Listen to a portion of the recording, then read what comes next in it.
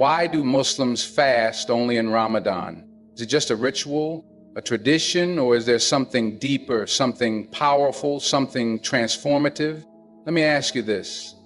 When was the last time you truly controlled your desires? When you stopped chasing instant gratification and proved to yourself that you're stronger than your cravings? Ramadan comes, and suddenly, millions of Muslims shift their entire lifestyle. They wake up before dawn, they resist food, water, even their own impulses, all for a purpose greater than themselves. But here's the real question. Why does this level of discipline vanish once Ramadan is over?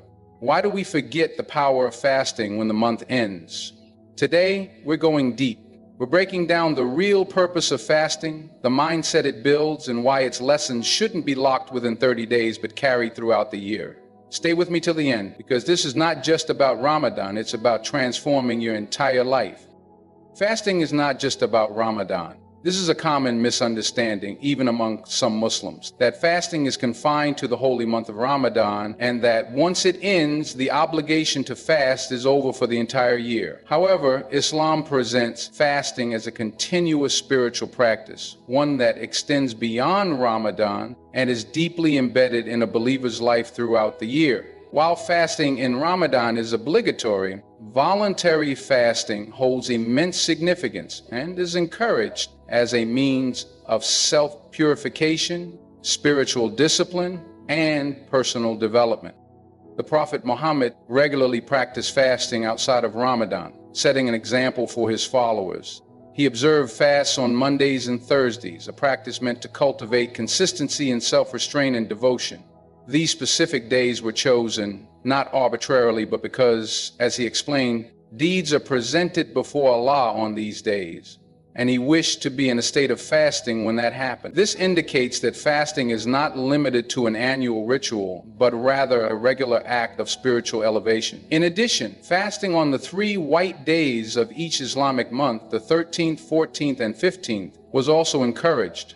These additional fasts serve as a way to sustain the discipline acquired in Ramadan and to maintain a constant connection with Allah.